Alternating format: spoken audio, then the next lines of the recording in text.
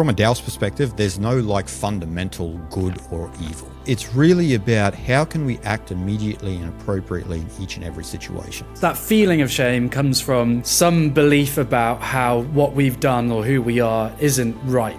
And so we kind of feel the judgment of other people through this emotion of shame. And that is created from the beliefs that we have about ourselves. Do what is necessary in some sense emotionally in that moment, but don't hold on to that emotion. Don't hold on to that experience as well. Like that's where we become a hostage to our emotions. There is no right or wrong, but that doesn't mean that there isn't a right course of action in that moment. There's no rules or regulations defining our morality. It's whatever is appropriate in that time as well. We need to lean into our naturalness. Like a lot of the trauma and the problems that we have is that we're fighting who we are.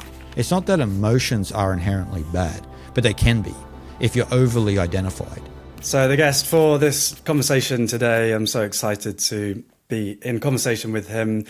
This is a communicator of ancient ideas that has got a real skill in making ancient wisdom accessible for our modern complex lives. He runs a YouTube channel that you might have seen already, and he's an author of some amazing books that we'll have the privilege of exploring today. This is a conversation that I believe will be interesting for people who have dived deep into the beautiful world of Taoism and Buddhism, but also any human that wants to live well and to explore different perspectives on how we can, find a sense of peace and harmony and resilience and balance in our lives. Jason Gregory, what a pleasure and privilege to be in conversation with you. Thank you for having me on, George. And thank you for the lovely introduction. And I just want to say I love everything that you're doing, the community that you're growing. And so the feeling's mutual, brother. Hey friend, before we continue with today's episode, you've probably been exploring some meditation, maybe some mindful movement like Qigong or Tai Chi, but maybe you don't quite know how to really get into it and practicing regularly, or there isn't a teacher that inspires you around where you are. Well, I'm super excited to tell you about Master Gu's free 4-week course. We've created a free online course with Master Gu, who's my Tai Chi master, sharing some of his most powerful ideas completely for free. And if you sign up, you get all of these videos released to you over time. The amount and the abundance of learning and understanding and the balance that it can give you was amazing. We've had tens of thousands of people go through this online course now and have found it really impactful. His sincerity, his knowledge, it just permeates everything he says and does. If you click the link in the description, you can start completely for free, and I hope you enjoy your learning. On with the episode. Just before we started recording, we began to talk about your new book, and I think that could be a beautiful setting off point for our conversation, because there's so many misconceptions around the ancient philosophy of Taoism. And for those that don't know about it, Taoism, this beautiful ancient Chinese philosophy that helps us understand the Tao, the way of nature. And one of the key features we see in nature is a sense of effortlessness and a spontaneity where there isn't somebody in the forest with a checklist telling the trees how high to grow, or the conductor telling the notes what birds to sing. Everything happens by itself. There's a spontaneity, there's a flow. Yep. And this is one of the great teachings that Taoism can provide for us, as a sense or a permission to relax and to find effortlessness. But then the misconceptions is that is where Taoism stops. So it'd be beautiful to hear a bit about what this new book is about and some of the ideas that you're communicating. I love what you said, George. It like with Taoism, it's in my upcoming book, I started by saying Taoism is the most bastardized tradition in the world. And it's not, and look, that's actually due to Taoism's success of its accessibility. And so because it resonates with most people, it resonates with Christians, it resonates with Muslims, it resonates with Hindus, it resonates with atheists, actually. And so as a result, it's become the most bastardized tradition, because a lot of people will frame it through maybe their own lens, frame it through their own understanding. And even as Westerners, we frame it in a subtle way through a Christian lens, because we have Christian principles and this and that still prop up society. And it's not to say that's a negative thing, but Taoism is a completely different kettle of fish. And particularly when you are getting out of the realm of good and bad and you're stepping into sort of an amoral landscape, it's a bit strange because when you look into nature, right, nature is amoral. Nature doesn't have checks and balances. It doesn't have, like you said, a scoreboard of, good versus bad or sin and this and that, where Taoism is not related to like a sin type of perspective at all. Like it's not a monarchical religion, you can say. So in the Tao Te Ching, it says, the Tao loves and nourishes all, but does not lord it over them. So it gives us everything in equal distribution, but our life circumstances are different, right? So, but that's not for us to complain about. It's for us to use what we have the best as we can, right? Like we'd all like to probably have the money of Elon Musk or the ingenuity of him, but we don't at the same time, right? Like so, but we have different talents and different skills that we can help people with. And so, and the tradition comes back to like what you originally said by letting go, right? So the concept of letting go, as I mentioned in the book, I use a river analogy where the idea of de, right? So Tao Te Ching is like virtue. Now, how do we describe virtue, right? So like this type of virtue is where, so if you use the river analogy, we're all either holding onto the banks of the river or fighting the current of the river. This is our life. And so we're all fighting. And it's only when we really truly let go that the river's power becomes our power. And that's what de is. That's sort of the virtue that you discover within yourself with whatever it is that is maybe your skill, your talent in your life. But the irony here is you get this by down-regulating your identity more. So the less you are George or Jason, the more we access the power of the Tao, which is the irony, right? And Zhuangzi talks about this a lot, about this zero perspective.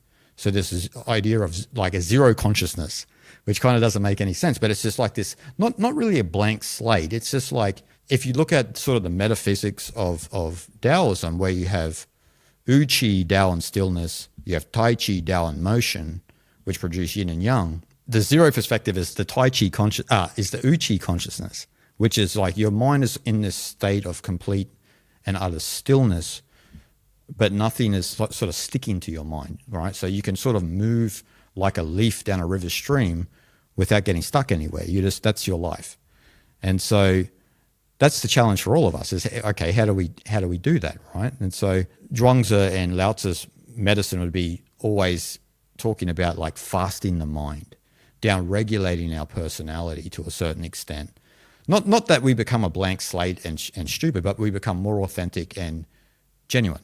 So there's a word in the Zhuangzi text called Genren, which means genuine person or true man of Tao, or true person of Tao, you could say. So the goal is to become a true person of Tao, I think, for all of us. But one of the misconceptions in the West is that Taoism is a system of self-improvement. Now, it is inadvertently, but it's not directly. It's more of a technology of down-regulating your identity and your individuality so that you can actually come into harmony with the fundamental forces of the universe. But our ego acts as sort of like a block, a dam in the river, so to speak. And I know that your listeners and both you and I, we've all had that challenge all throughout our life, where this dam gets in the way of allowing the Tao just to move through us as it sees fit. And look, I've known many masters for a long time, and even them in their 80s and that, they still have these same challenges that we all have as well, but maybe they're at just a higher level of development as well. So, yeah, so much in that. I love that river metaphor. That's the first time, I made the connection of as you flow with the river's power is yours. And the Tao Te Ching, Tao, the way of nature, De, virtue or nature's power, Jing, classical book. The classical book of understanding the ways of nature, and through that understanding, gaining that natural virtue, that natural power. And the big challenge of this human embodiment of the Tao is that we get in our own way. Then I love that metaphor of that being a dam. There's some cheeky ego beaver that has been put in sticks for the last 5 decades, and has been really blocking flow. And we can all relate to that of the journey of realizing that we're getting in our own way instead of playing victim to thinking that life is, out to get us. And, things do happen that, can feel unjust. Yeah. But the wisdom of the Tao is to see what is, to instead of clouded through our preconceptions of how we should be or how the world should be.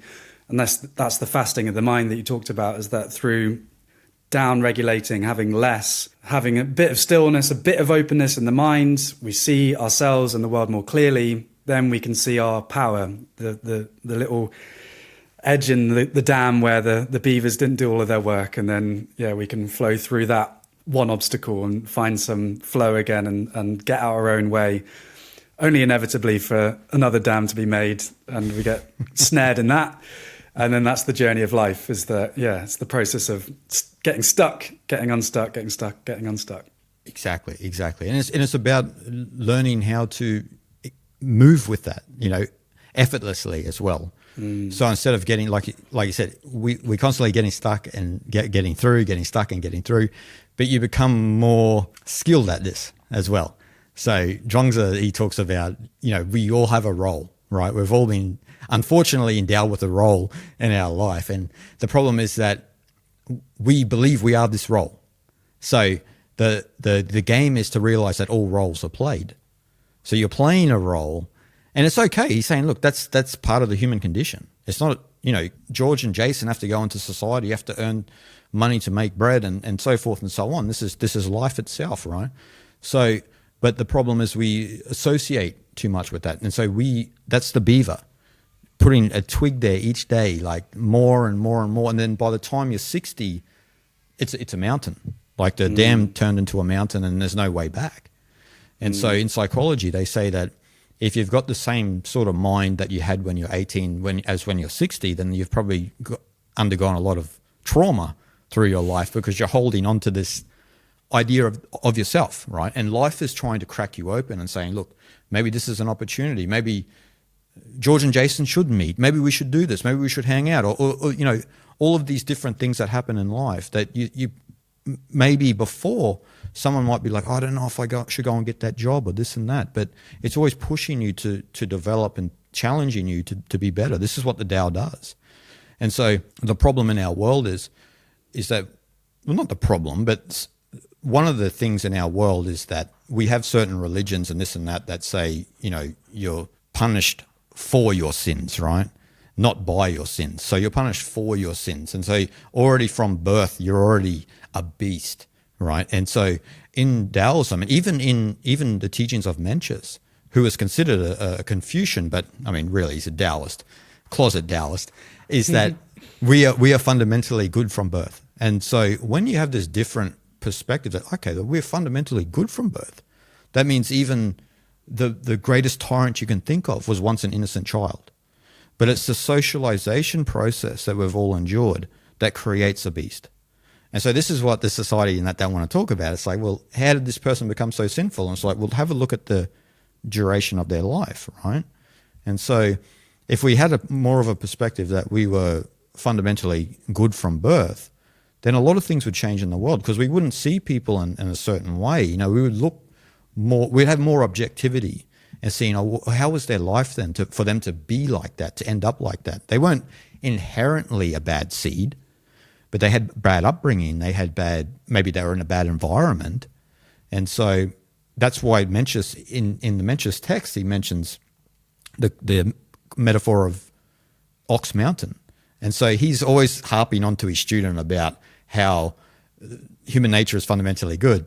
And then the student goes, but look at all these mountains around, they're all green. And then look at Ox Mountain, it's barren and it's bald. And Mencius says, yeah, but look where it is. It's situated right beside a city where the farmers take their goats up to graze, and so it's constantly depleted. It's the environment that's toxic, it's not the person.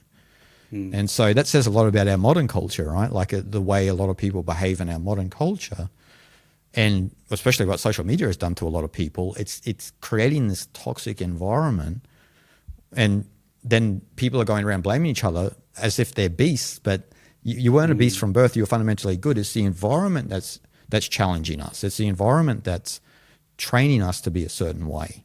And so Taoism is a piece of technology, a traditional piece of technology, is that can dehypnotize us from that type of thinking and truly make us believe that, or not believe, but know that people are fundamentally good. Yeah, such a beautiful point. And so glad that you mentioned the word trauma as well, because as we become trauma aware as a society, and there is good changes happening with this, it becomes really clear that there is a lot of stuff that happens to people in their lives that makes them rigid.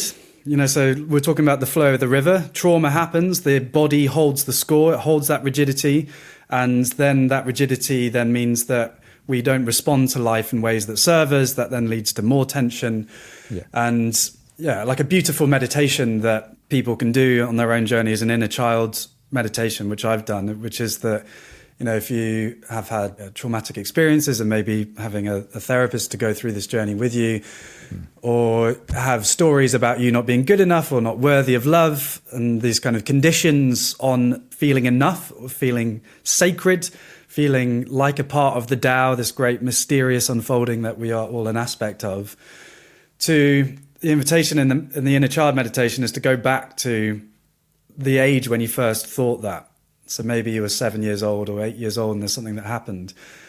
And to then connect with yourself at that age, and the innocence that then eventually comes through is like, that 7-year-old child was not to blame for, maybe the unfortunate reality of abuse by a parent or a grandparent telling them that you're never going to be good enough as a creative person or whatever. And then the child holds on to that. And the innocence that we connect with when we were all, even Putin was a child crying for his mother. Yeah. And that is a challenging idea to even someone who's caused so much pain and misery and death is actually someone who was an innocent, lovable child that went through trauma to then create a man that uses violence as a way to maybe feel like he's enough. I don't want to put small dick energy on Putin, honouring him. But you're 100% right, George. Every genocidal maniac was once upon a time an innocent child. I mean, it's just a fact. Yeah. And this is what Zhuangzi tries to bring our mind back to as well, because he's trying to get you out of that sense of good and bad, right and wrong, right? Now, it's not to say that obviously genocide is never a good thing, right? We all know that. But what challenges people with Taoism when Zhuangzi talks about this is that if we didn't have those concepts in the first place, genocide wouldn't happen. So you wouldn't have a perspective of this and that, right and wrong, good or bad. So if you saw the world from an impartial perspective, none of these problems would happen because you have no sense of partiality or bias. Now, look, easier said than done, right? That's a tough thing because we're all raised in a certain culture, a certain country, etc., maybe religion. And that sort of shapes the way that we see. But Zhuangzi says that even though that's the case, that's actually a fundamental flaw because he uses there's a Maoist term in Chinese called qing, not jing as in the three treasures, but qing.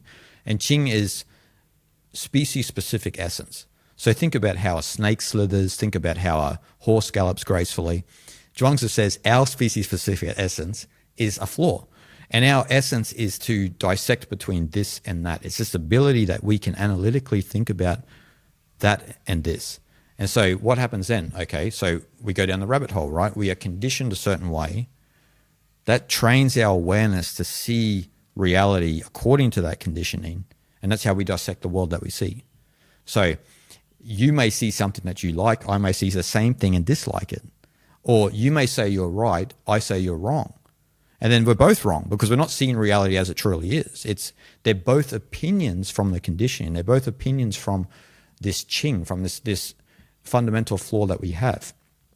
And so you see this concept also in Sanskrit in India, where you have neti in Sanskrit, which is not this, not that. So it's not good, not bad, all of this dissecting of reality. And in Sanskrit, there's the word maya, which means illusion. But if you translate it correctly, it's illusion of measurement. This neti of illusion, the illusion of dissecting the world up into this and that. And this creates the maya illusion in your head. And so you superimpose ideas and concepts, beliefs and thoughts onto a reality, onto nature actually, that is purely just natural and still. But you're superimposing that on to people, to society, to countries, and this and that. And so Drungs is saying, imagine if we all knew that we had this sort of faulty element in our system. You know, what would happen? Like, obviously, ways to down-regulate this is through, as you mentioned, meditation, becoming more aware. In India, they have two core principles, which is viveka, which is like an acute discernment in your mind. So like watching it, how you are dissecting reality, and also vairagya.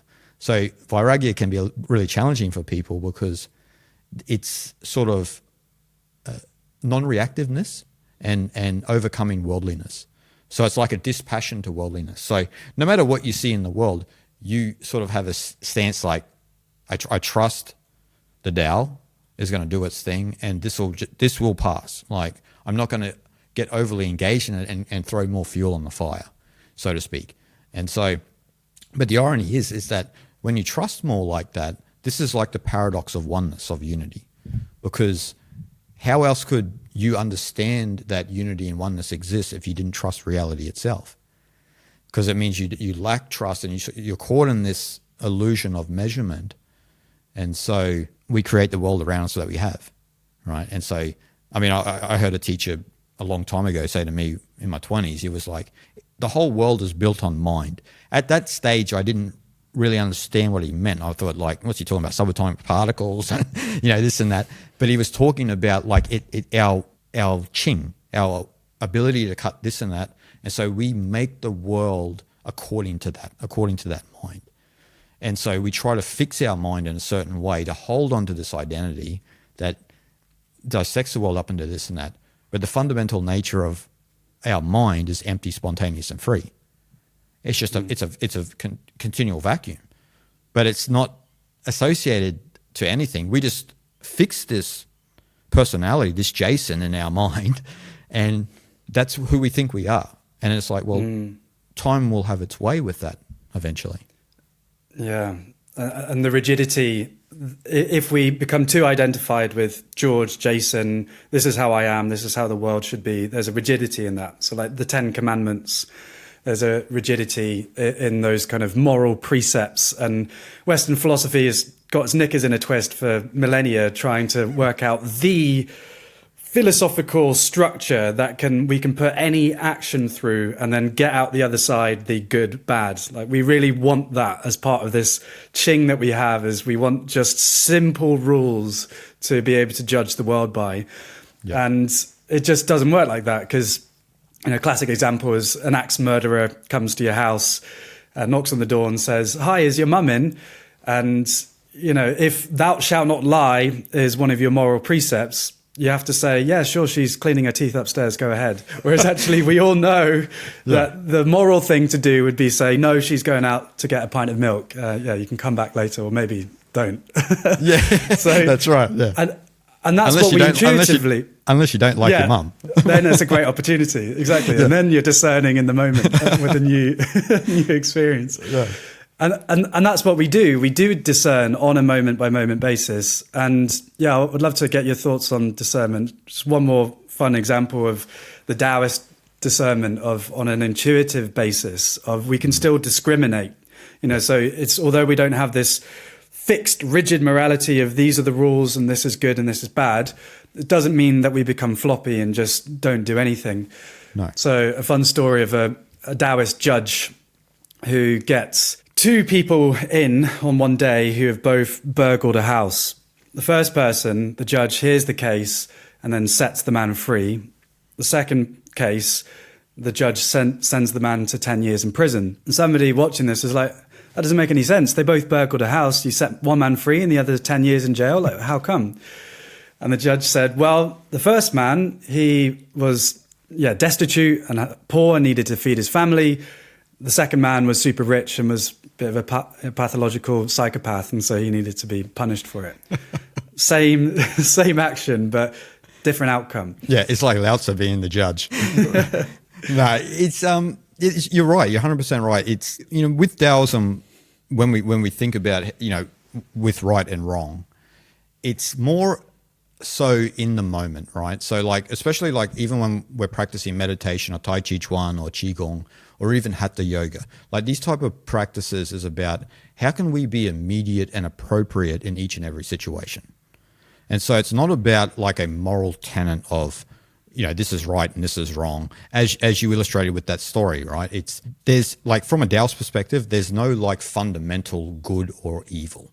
And as you were alluding to before, with a lot of Western philosophies with their knickers in a knot over all of this for a lot of time, like I often chuckle a lot because when I see people talk about good and evil in the world and this and that, other people are saying the same thing from the other side of the fence, but about you're the evil and this and that. And so it's really about how can we act immediately and appropriately in each and every situation. Now that's easier said than done, right? But that's part of the practice within Tai Chi Chuan, within even within Zazen and Zen, because you've even got practices like koans in Japan, where the koan is trying to get you to act immediately and appropriately to the situation.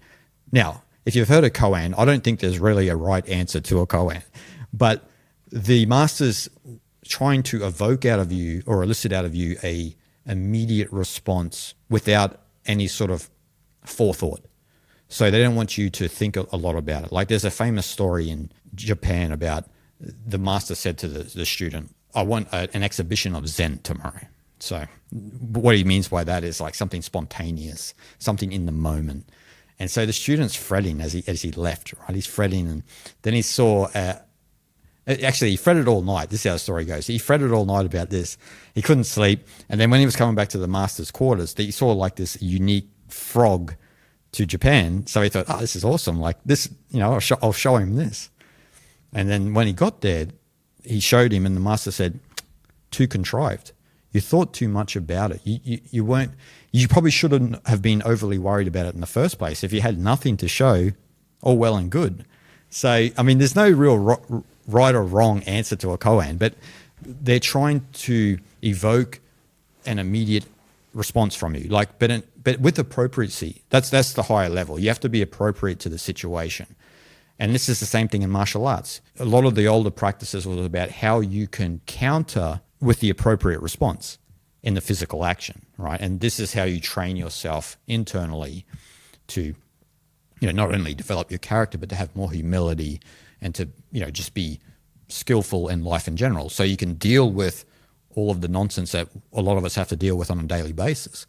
So, but because we're not trained in that way, a lot of us are clumsily going through our life dealing with situations like, maybe a governmental thing or a banking thing or something like this, right? Which can be extremely stressful.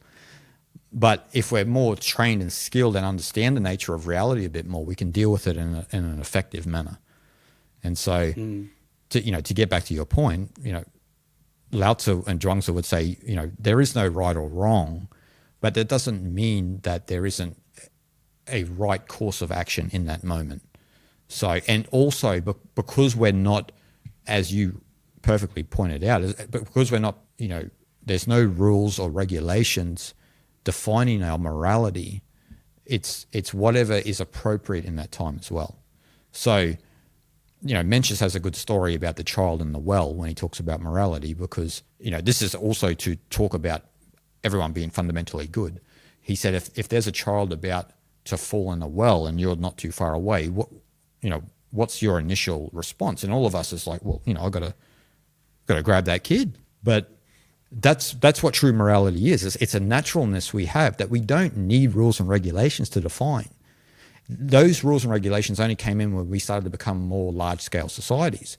When we were small Taoist societies within China and like the rishis in India and all these smaller communities, they didn't have rules or regulations. That only happened when we became like a large-scale society. And it's not to say that the rules and regulations are inherently bad. It just means that, the way we frame it through right and wrong, good and bad, a lot of the time is incorrect, because it's not, it doesn't align with the actual nature or the naturalness of the decision. So most, as you said with the judge, like there needs to be discretion a lot of the time. But in modern morality, there's no discretion. It's like, that's what the law says, and that's it. You go to jail. And where that authority for morality comes from really affects our ability to trust ourselves. Because if it is that we get the download from the divine that's separate from us, that, you know, finally the 10 Commandments come and we know what to do, then that means we're not moral beings, that there is this power outside of us that makes us good. Whereas if we believe that, which seems likely to me, that, you know, it wasn't as if like we got the 10 Commandments and then, oh, murder's bad. Wow. Oh my God, that's been far out. 200,000 years we've been just murdering each other. I had no idea that that was a bad thing. Like, that isn't what happened. Is that the morality comes from the human. And then if we acknowledge that, instead of putting the power outside of ourselves, then we have this morality, which isn't a codified set of rules and yet an intuitive sense of goodness. Then we can trust ourselves because that is our nature. We are then part of the greater nature. And so then we don't need a higher power and authority to tell us what to do, because we're not good beings in a fundamental way. That's right. So that's a good point, George. That's how we develop a lot of trauma, actually, by thinking that way. So a lot of those religions and cultures and traditions will teach you that you are fundamentally bad, but Taoism is saying that you need to lean into your nature and be radically human. So you don't need to feel sinful for liking chocolate. You don't need to feel sinful for liking sex. You don't need to feel none of this. It's all natural, but the thing is that we set these rules and this and that because maybe one guy was a bad egg, and then we cast that whole rule upon the whole society, and so we all have to suffer as a consequence. I mean, that's probably not what happened, but that's sort of a just an example. But we need to lean into our naturalness. Like a lot of the trauma and the problems that we have is that we're fighting who we are. And I often tell people that in reality, you're a mighty being. You're not some weak person. You have power. It's all within you, but you've been taught that it's outside of you. It's outside in the culture. Even God has the power from you. Like what you said, like God's watching over the top. And so, but if you realize that it's all coming through you, you're an aperture for the Tao to express itself, then it's a completely different way of thinking. Because you can lean into these things. Because the Tao didn't make a man's sexual urge, for example. That's not an inherent flaw.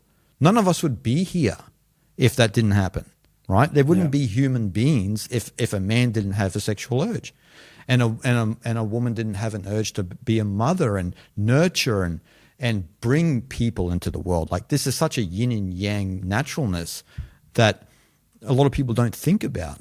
And so these aren't inherent flaws that we have. This is just nature. I mean, dogs don't argue about this, but humans, we argue about this, right?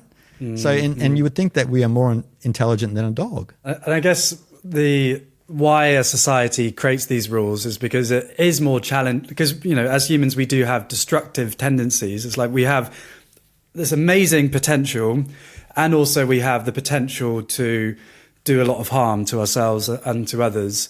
And so then the empowering bit is like, okay, what habits do we want to cultivate? So then that is the Taoist practice, and any sort of practice where we repeatedly take action to stay in alignment with our values and our integrity and the person that we want to be, as opposed to just getting trapped in the destructive instincts.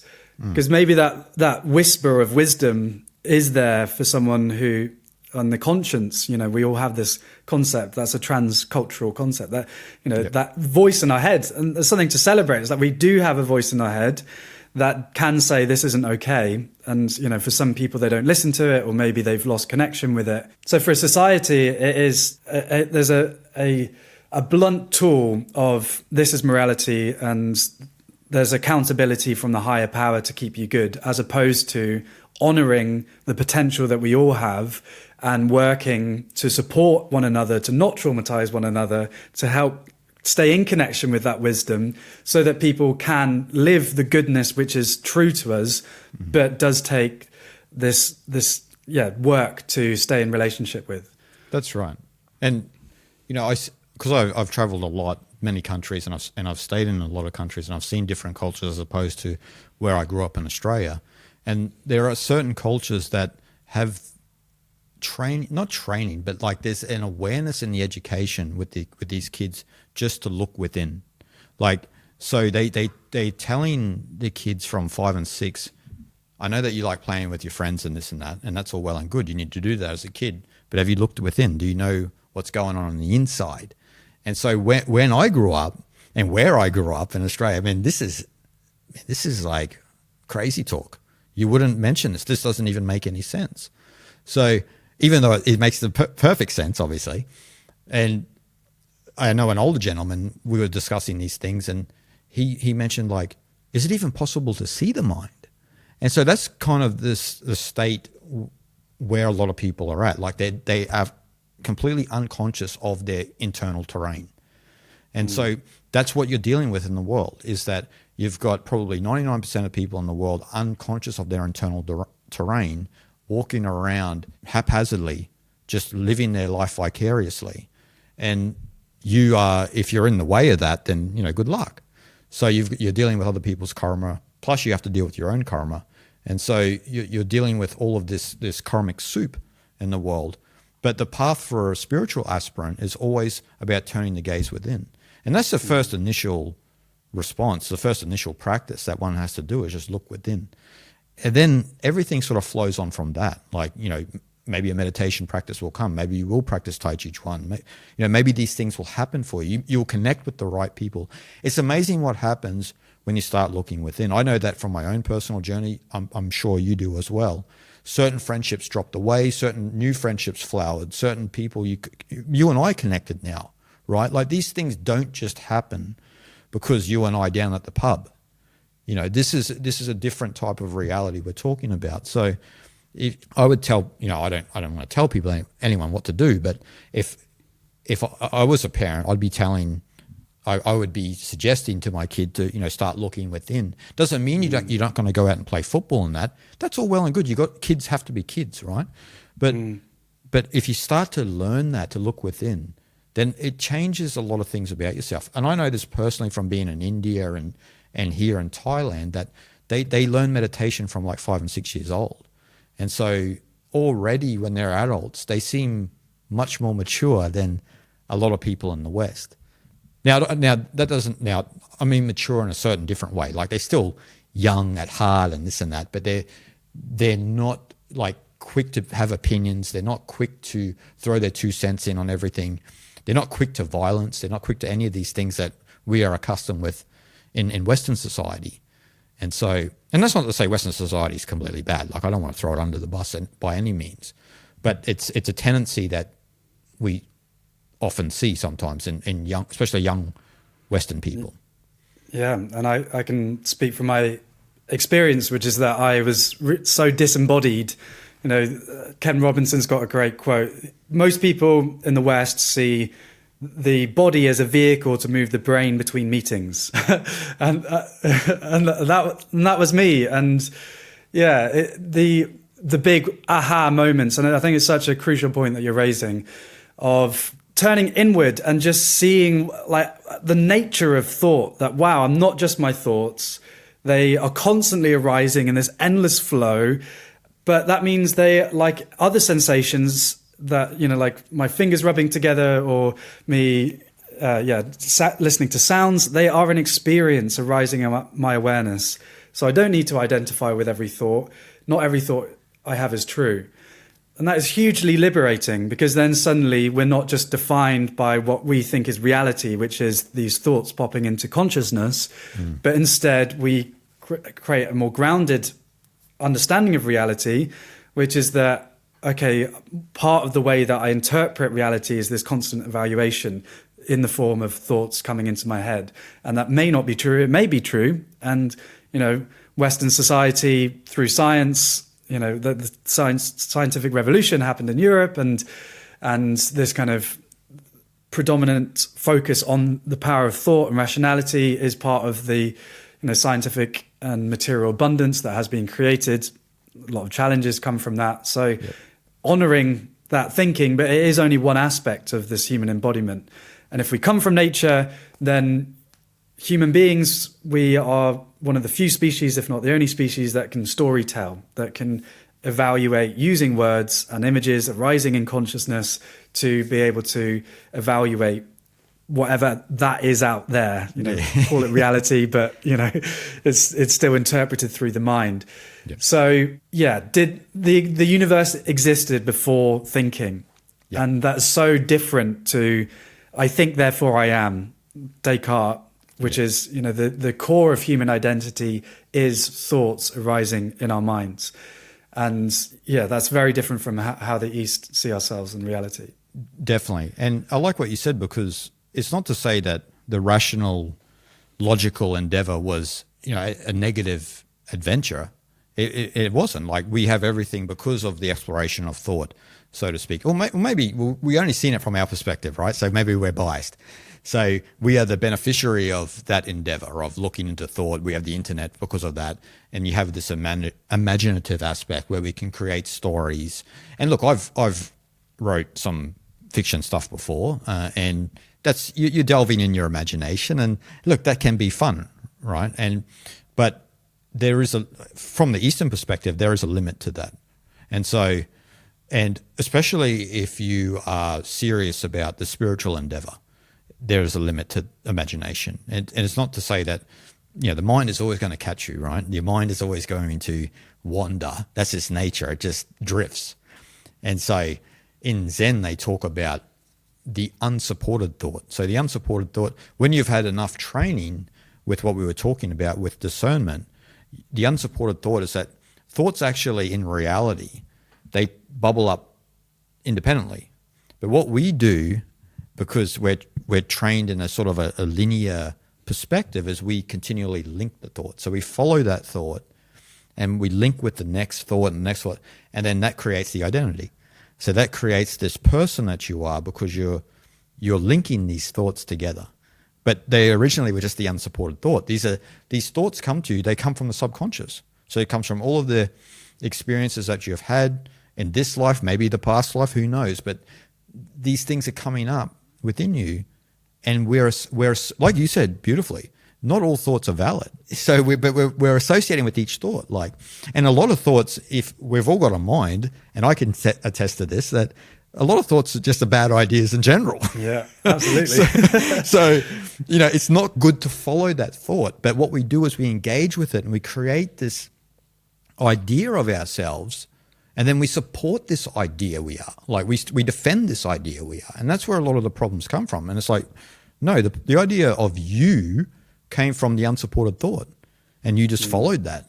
So you need to probably practice more meditation, get down into your subconscious and begin to clean the basement out a little bit, because you've got too much garbage in there. Maybe you're watching too much Netflix. Maybe you're watching too much Facebook or this and that, right? Like, we are constantly downloading the environment that we're in. Like, our unconscious is always on. And so if you're engaged on your phone and that all the time, then this is probably going to destabilize your subconscious, where you're going to have lots of thoughts and you're going to be thinking a lot. And look, that can contribute to some amazing things through imagination, but how does that benefit the individual spiritually? That's probably where the East are in disagreement with the West. And look, the West would be in disagreement with the East too, right? Because they would say, well, how would anything get done if we're just going to go to the farm and chill like Lao Tzu? And it's like, well, he lived all right.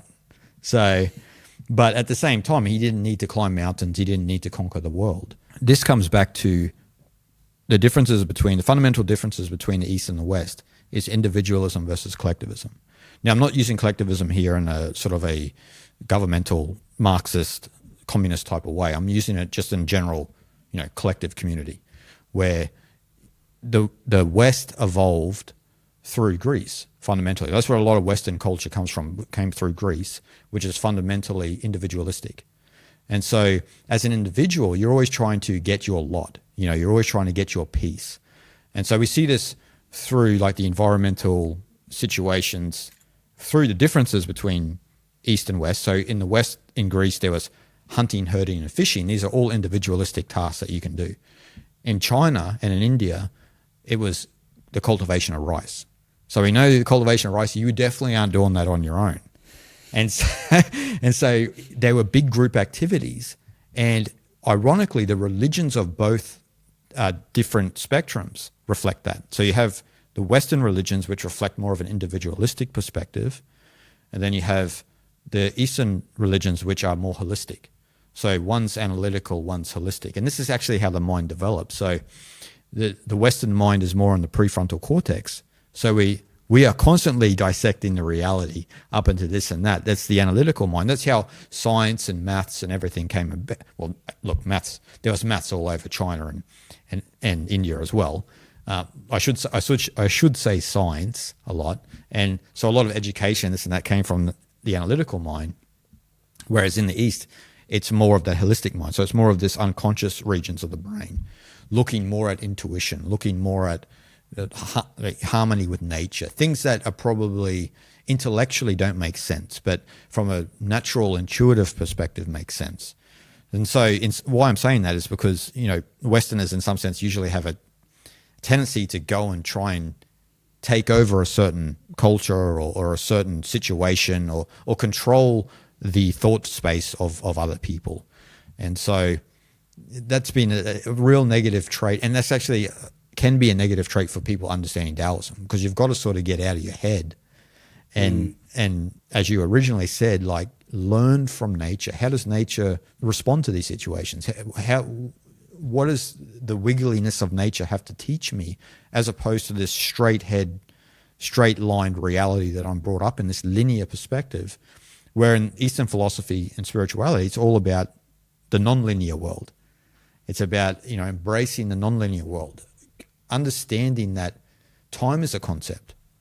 These type of ideas are mind-boggling for some. Like maybe a quantum physicist would study this, right? But as spiritual aspirant, we all should contemplate like things like time. Like what's our relationship with this person that I am in this moment? What is this reality around me? And these are the bigger questions that we need to ask. And so it's why I was mentioning that is just because it's important to understand the traditions from their own perspective. And that's why I like with what you've done is you actually went to China.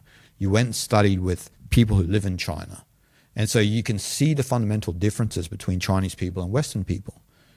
And look, there are a lot of similarities, obviously, like emotionally we're all the same. But the ways of thinking are different. Richard Nisbet's got a good book on this called Geography of Thought. So it's where that there's not one universal way of thinking. There's actually two main universal ways of thinking, which is Western and Eastern. So wow, yeah, that was really fascinating. And yeah, the ego likes to take credit for being good. It's individualistic, like I'm good and look at me and look how much I've succeeded. And that's a bit of a blow to the ego, to the fact that you only focus on your ego so much for one big reason, because your ancestors were hunters and shepherds instead of cultivating rice. So yes. It's like we take all the credit, but it's actually because of how our ancestors lived that led to these big worldview changes. And I want to get your thought on emotions and how emotions fit into this discernment and this, because like I honor emotions as, we're built in with emotions for grief and for anger and for sadness, and often the Taoist can be seen as someone who's joyful, like naturally joyful, but then doesn't stay in sadness or anger that much because it's reactive. But then say we take climate activists who are angry at the injustice of the elite that run our world, who are making it hard for us to share this planet peacefully because we're warming up the planet, or a person in an abusive relationship who finally the anger I've had enough and I'm out of here. So in those moments that anger can be an energy for change. And yet if we're kind of coming to this idea of discernment, of seeing the world clearly and then responding intuitively, in your understanding and your journey, like how do you see emotions fitting into that? I think it's two-part, right? And I like everything that you said is not that emotions inherently are bad. I mean, emotions are there to be experienced. Now, from a Taoist perspective, as you said, like about joy, about experiencing, life in some sense to the fullest. Like Lao Tzu wouldn't totally agree like to the fullest. He would say there need to be some sort of balance. But it's like the Zen master Lin Chi, who was kind of like a Taoist. He said, when hungry, eat food. When you need to move your bowels, move your bowels. Like, do what is necessary in some sense emotionally in that moment, but don't hold on to that emotion. Don't hold on to that experience as well. Like, that's where we become a hostage to our emotions, because we hold on to what it is, right? Like, so someone can be excessively angry, and then they just think that they're an angry person, but they're not really angry. And so what's the problem here? It's the identity again is the problem. So it's a two-layer thing. It's not that emotions are inherently bad, but they can be if you're overly identified. And so like you said with climate activists, like the problem there is that they are overly identified maybe with what they are doing. And so they're over-identified with the cause that they support. And there are other people on the other side of the spectrum who oppose them as well. And so, it's not that change doesn't need to happen, but often change doesn't happen that way. That's where what a lot of people need to realize. And in some sense, if you're that angry about something, it's just not, in general, not good for your mental health, because you associate so much with an external, which destabilizes you within. And look, I would say that the media and that exaggerate a lot of things too. Like they throw a lot of fuel on the fire, and it's not that these things aren't happening, but they're exaggerated as well. Like it's almost like they talk to people as if a meteor is just about to hit us. And so they want you to be angry. They want you. And so again, you become a victim then of an external narrative. That's not your own. And so it's better to understand things a bit deeply and then respond to it. Like, what do you really know about this other than what you've heard from CNN, for example? What do you truly know about it? And it's a tricky terrain, right? Because to be honest, if things were going down the creek at the moment, then you wouldn't see a lot of the people championing these things driving in yachts and stuff like that, because you'd really be thinking that, hey, something's not right here. But there is something probably not right, but it's not probably as bad as what the media make it out to be. And so it's probably better for people on a grassroots level to converse and talk about these things without being destabilized by them. So again, it's about what you associate with. So a lot of our emotional landscape is built on our identity. And so from the Taoist perspective, Lao Tzu would say, or even Zhuangzi mainly would say, that if you remove the identity, the emotions that you would experience would be more spontaneous. There would be no delayed emotions. There would be no emotions that are built on a certain idea or ideology or your own personal beliefs, right? Because then emotions can be destructive. So you could say something to me, and if I was holding on to something and you didn't know anything about that, I had a problem with this certain thing, and I start throwing F-bombs at you and giving you this and that, you'd be thinking like, he's a crazy man. Like, what's wrong with this guy? But it's because I've associated with a certain way of thinking. That's the problem. George isn't the problem, but I'm throwing my energy at George, and I'm giving him what for, because it's my own problem internally. And I know a lot of people will say, well, that's not going to solve this or that. And it's like, but if everyone practiced that, if everyone understood that, all issues would be resolved. We wouldn't have any problems in the world. Well, not like large scale problems, let's say, because we wouldn't be in that much disagreement. And so you look at situations in the past, like COVID pulled the world apart and all these sorts of things, because people all had an opinion of what is right, what is wrong. And I'm just sitting over the fence, just watching the show unfold. And nothing happened that a lot of the people actually said. Like, a lot of things that were said didn't actually even happen. And so we humans, we speculate a lot. We speculate and we speak a lot of untruths. And so that's what, like, the Tao Te Ching actually says, and I think it's in chapter 52, where the Lao Tzu talks about, like, we speak carelessly as humans. We speak untruths, and we think that our words don't matter, and we're not really thinking about why we're saying this. Like, it's the environment we're from. Maybe we're influenced by that, right? And so forth and so on. Like, so all different cultures are different. So all different religions are different, obviously, right? That's why they're different. But we're all going around telling each other how to live and how to be and this and that. where there's a more diplomatic way of doing things than going to war and this and that. Like it all comes back to being overly identified in the end of the day. So you're overly identified as an individual, you're overly identified as a group, you're overly identified as a country. And so if you're overly identified with all of these different layers, how can someone else coexist with you in that realm? It's very difficult, right? Well, one thing came to mind is that I think it's hard to separate emotions from beliefs because, like, say, shame, for example, and I need to research this because I've said this a few times. I think other animals do feel shame. But, you know, that feeling of shame comes from some belief about how what we've done or who we are isn't right. And so we kind of feel the judgment of other people through this emotion of shame. And that is created from the beliefs that we have about ourselves.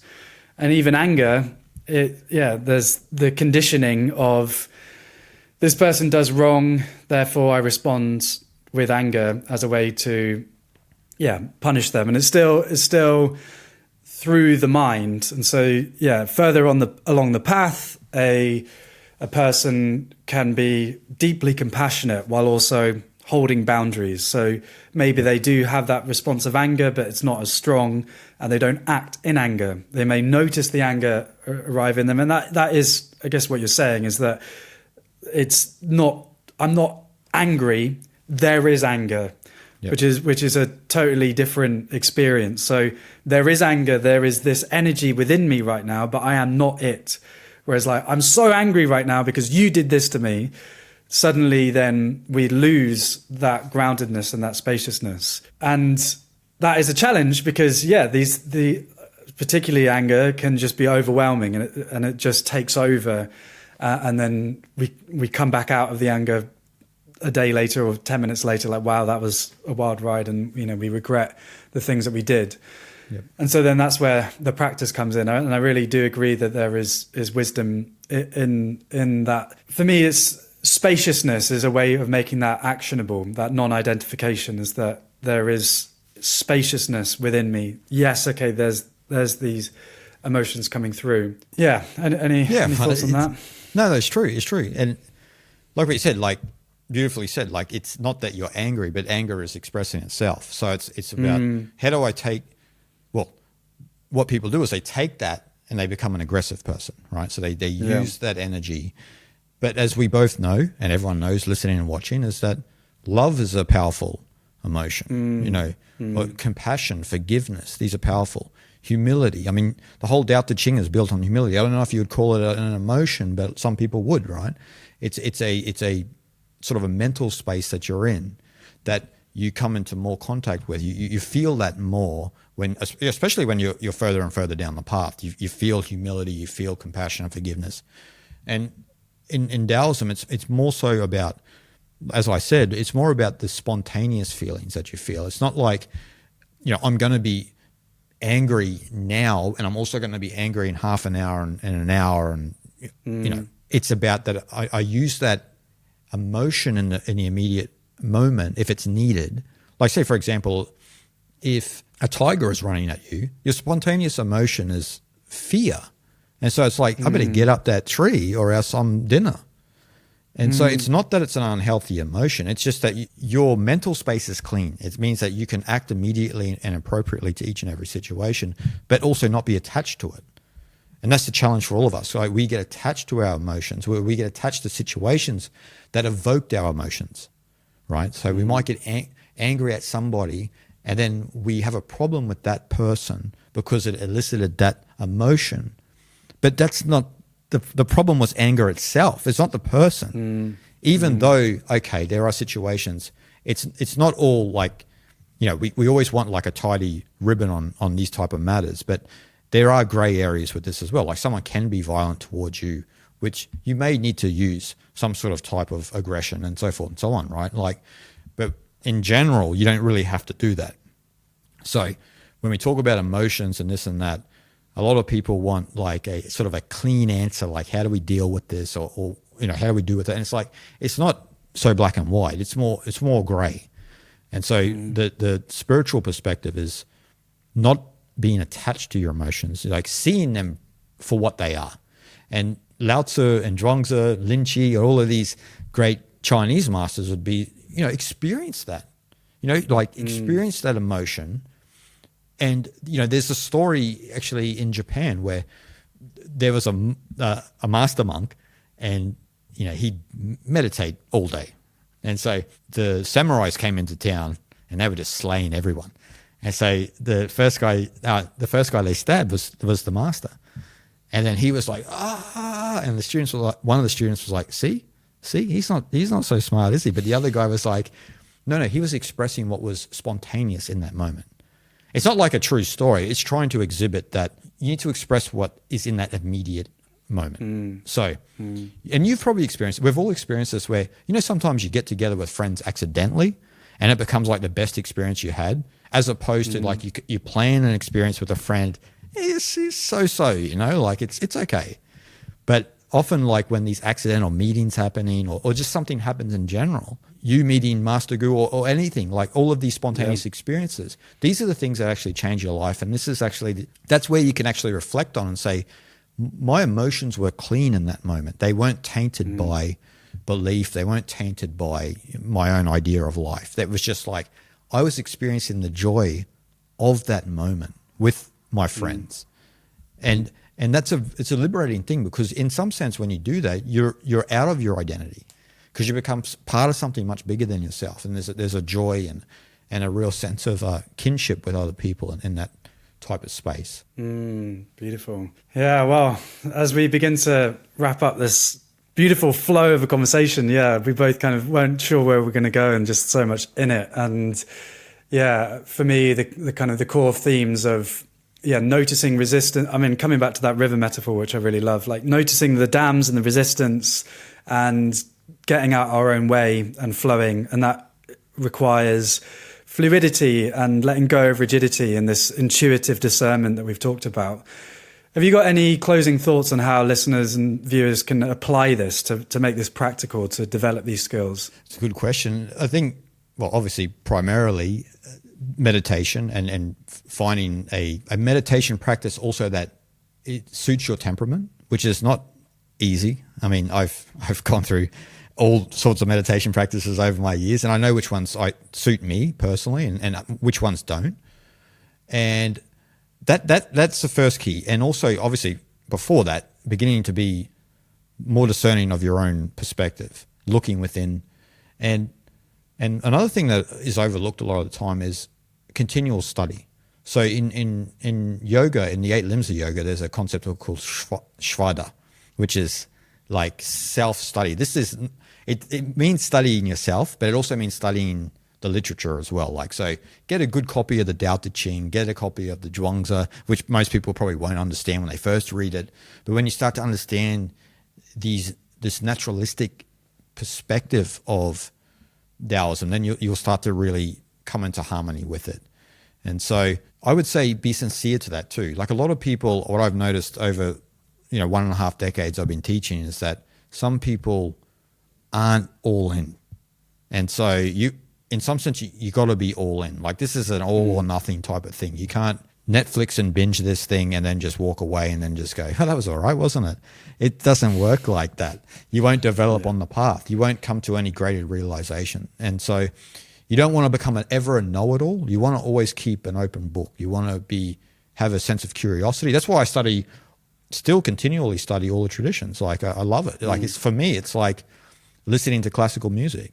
It's just something that is easy to do if you've got a passion for it, So it's and so that's what I recommend. Find a good meditation practice. Be sincere to that too. Don't flip-flop. And also, keep your head, stay grounded. A lot of people don't stay grounded when they come across Eastern spirituality. That's mainly a Western thing. They become a bit too floaty and a bit too lofty. So stay grounded, stay humble, and continual study. And, in some sense, one of the main things is to refrain from being too engaged in the world. And now I mentioned Vairagya during this talk, and it's one of the main studies that people don't apply, and it's one of the things that doesn't allow people to develop because they don't want to do it. They want to be involved. They want to tell people how to live and how to be. They want to have their opinion on the way things are. Whereas Vairagya is an outlet where you can just say, I'm going to truly follow the tenets of the Tao Te Ching and say, I'm going to trust the world. Because who am I anyway? I'm just a piece of this world. I'm going to trust it. And in trusting that, you'll start to understand that nature truly is unified. And so that's what I would like to say to everyone. Beautiful. So much wisdom in that to apply today's awesome conversation. Thank you so much, Jason. If people want to find out more about what you're doing, how can they do that? You can go to my website, jasongregory.org, or you can find me on YouTube, and youtube.com, Jason Gregory author, I think. Put a link in the description. Put a link in the description, And you can find me on Instagram, Jason Gregory author, Facebook, same, and Jason Gregory 33 on X. So beautiful. Thank you, Jason. What a joy. Thanks, brother. And it's been awesome. It was a pleasure. I want to just, say I loved it, and let's not make it the last. I look forward to the next one.